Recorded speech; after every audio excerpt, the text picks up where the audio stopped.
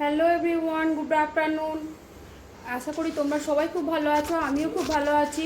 আমি Jhuma life insight চ্যানেলে তোমাদের সবাইকে ওয়েলকাম।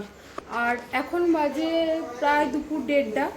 তো আজকে আমি ব্লগটা এখান থেকেই শুরু করলাম, কারণ আমি বাড়িতে ছিলাম না, বাবার বাড়ি গেছিলাম। আসতে অনেকটাই দেরি হয়ে গেছিলো। তারপর রান্না বান্না করে আমি আর সকাল সকাল ব্লগটা করতে পারিনি, তাই আমি এখন থেকেই তোমাদের শুরু করলাম। তো রান্না প্রায় হয়ে গেছে, এখন খেতে বসবো। আজকে কি কি বানিয়েছি সেটা তোমাদেরকে একবার দেখিয়ে নিই। ভাত, ডাল, মাছের ঝোল, মাছের ডিম ভাজা, করলা সেদ্ধ, আলু সেদ্ধ ছেলের জন্য, আর ডিমের অমলেট। কারণ তোমরা তো মাছ ডিম মাংস কিছু খায় না, তাই ও ডিমটা খায়, মানে মাছ মাংসটা খায় না। তো সেই জন্য আমি দেখলাম যে ওদের জন্য কী বা করি, আমাদের এটা করলাম, আর ওর জন্য ডাল আর ডিম আর আলু সেদ্ধ করে দিয়েছি, ওটাই খেয়ে নেবে।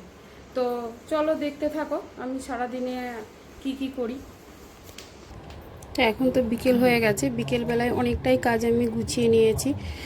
আর এইদিকে রান্নাটা বাকি ছিল রাতের ডিনারের জন্য। তো এই ডিনারের ব্যবস্থাটা করছি। বেশি কিছু করব না, কারণ প্রচুর গরম পড়েছে আর কিছু তেল মশলা ভালো লাগছে না, তাই এই বরবটি আর আলু দিয়ে একটু ভাজা বানাবো। মনটাও একটু ভালো ছিল না, বাবার বাড়ি গেছিলাম বলে এলাম। তো আসার সময় মায়েরা বাবার জন্য মনটা কেমন লাগছিল, মনটা খারাপ লাগছিল। যদিও চিন্তা ভাবনা করার কোনো কিছু নেই, আমার ভাইয়ের বউ আছে, সে মা বাবাকে যথেষ্টই মানে যত্ন আদি করে, কিন্তু তবু তো বয়স হয়েছে। তো প্রত্যেকবারে বাড়ি আসার সময় ঈশ্বরের কাছে একটাই প্রার্থনা করি যে পরের বার আসি যখন, এসে যেন আমার মা বাবাকে এভাবেই হাসে থাকতে দেখি। যা হয়, মা বাবার বয়স হয়ে গেলে মনটা একটু খারাপই থাকে। এতটা গুরুত্ব তখন বুঝতাম না, বিয়ের পর বুঝেছি যখন দূরে চলে এসেছি, যে মা বাবা আমাদের কতটা কাছে, কতটা খেয়াল রাখে। ওই রকম ভালোবাসা পৃথিবী যেই বাসুক, সেই ভালোবাসাটা আর কোথাও কিন্তু আমরা পাই না। মা বাবার তুলনা পৃথিবীতে কিচ্ছু নেই, তাই আমি অত সহজে হারাতে চাই না। এবার সবটাই ঈশ্বরের কৃপা। তাই মনটা একটু লেজি ছিল, দিনটা আজকে আমার লেজি ডে বললেই চলে।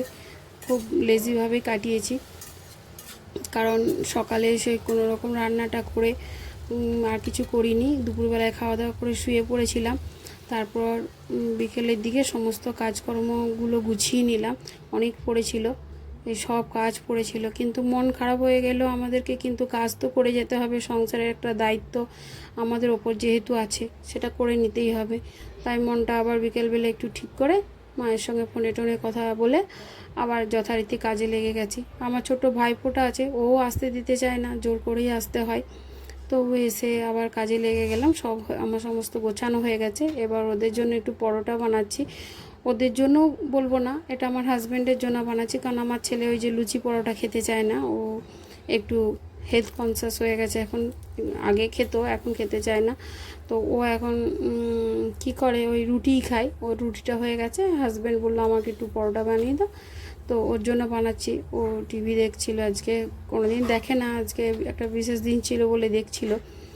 আর আমি এদিকে দিনের একটু ভাত আছে, ওটাই জল ঢেলে রেখেছি, ওটা খাবো। প্রচণ্ড গরম, লুচি পরোটা আমার খেতে কিন্তু একদম মন ভালো লাগছে না।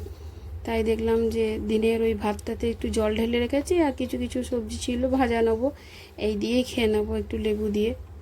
গ্রীষ্মকালে জল ঢালা ভাতটা খেতে কিন্তু খুব বেশ ভালোই লাগে।